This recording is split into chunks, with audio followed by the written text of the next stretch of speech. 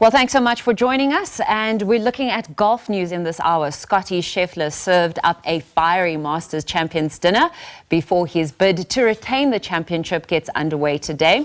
The world's #1 golfer, who is looking to win his third Masters in 4 years at the weekend, treated 32 of the 35 past champions to a spicy Texas-style chili meal.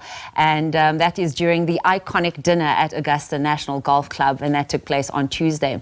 Well, one of the 3 former winners not in attendance is, of course, Tiger Woods, who was forced to miss the dinner altogether, in fact, as he recovers from his Achilles injury there.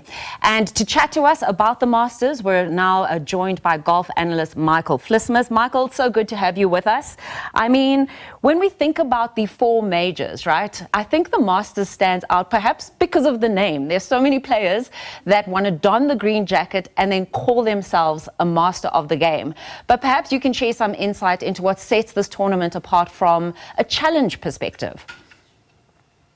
Yes, it's the only one that is played at the same venue every single year. So in a sense, it is a challenge, but it's also a very well-known challenge amongst the professionals who qualify. So it's played at the same venue.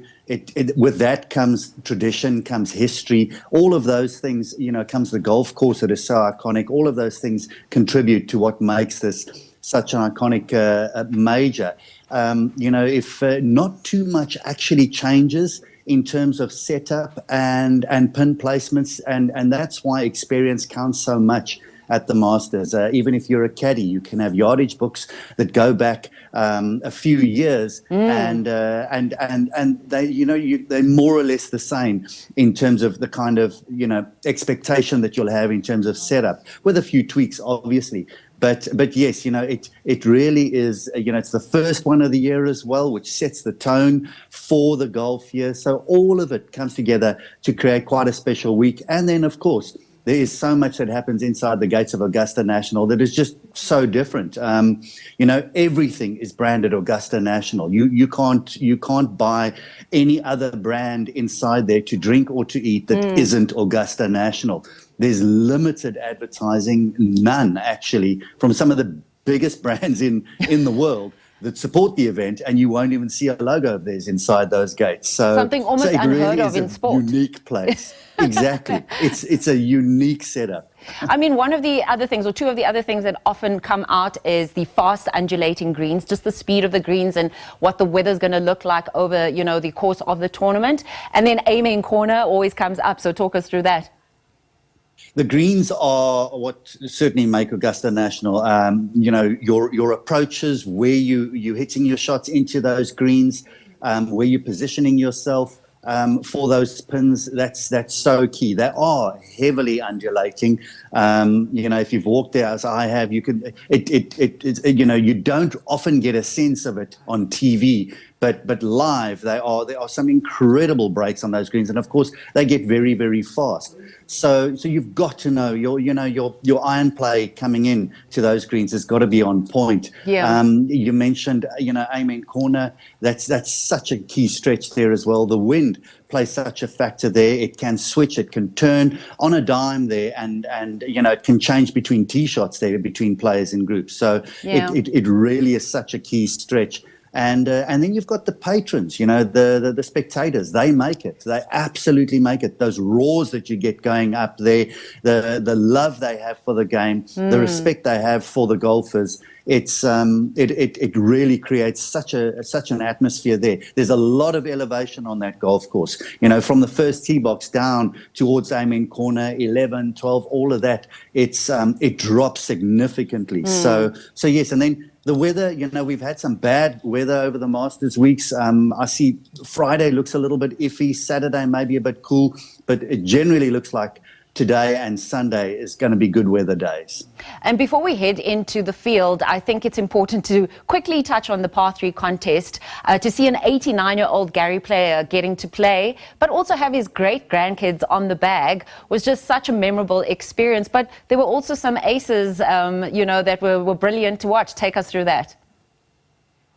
Yeah, that par three contest is it's such a lovely tradition there. The players are able to bring out their families, they have their children or sometimes their parents caddying for them. I think Tristan Lawrence had his father caddying for him. He's there for the first time. Christian Besaidnout had A.B. de Villiers caddying for him. Yes. They're good friends. And he had to explain in his Masters press conference to the American public who A.B. de Villiers actually is and how big he is. But, they don't watch cricket. But exactly, and so it's a lovely tradition. Of course, there's always the curse of the par three contest. If you win the par three, you don't win the tournament. But as you mentioned, Gary Player, lovely to have him there. He's always joked he's got so many grandchildren. He's got to still win a tournament now just to break even and pay for his family. So. He's going to be there on the first tee with Jack Nicklaus and Tom Watson representing South Africa as the honorary starter for this championship. So the first international winner of the Masters in 1961 comes from South Africa. So a great week for us as well. So let's go into the lineup before I let you go. Obviously, McIlroy is hunting for this jacket because this will complete his career Grand Slam. Woods is not in action. Scheffler is back from that injury. But then Scottie is looking to make it another win, back-to-back wins. And we've got an incredible South African lineup, or field rather. So talk us through that quickly before we end. Rory McIlroy, I think we all want to see him get that Grand Slam. He's an undisputed legend of the game. He's a great character. He's good for the game of golf, I believe. And I think you want to see him put that green jacket on. He looks like he's in the kind of space. He's always in great form coming into the Masters, and then somewhere he just loses the plot a little bit out there. But he's had 7 top 10s in the Masters. You've got to feel at some point it's going to be his time, and he looks confident this time. Scottie Scheffler. I think this year, if anything, we've seen some cracks in what is an unbelievable golf game.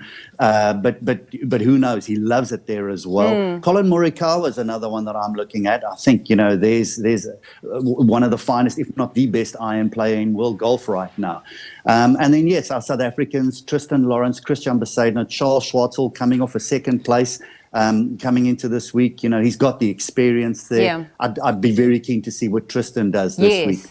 But yeah, a wonderful field. For history, Rory is the one you'd probably want to put on a green jacket right now. I wish I could chat to you more about it. Thanks so much for joining us and giving us your insights into the Masters, which obviously starts today. We're chatting to Michael Vlismas, golf analyst as well. Who do you want to win? Who's your money on? Is it on a South African part of the field there, or is it Rory McIlroy finally getting that, wanted green jacket to complete his career Grand Slam? Let us know on our social media. That's it from me, Stacey Holland, for your sports news for this hour.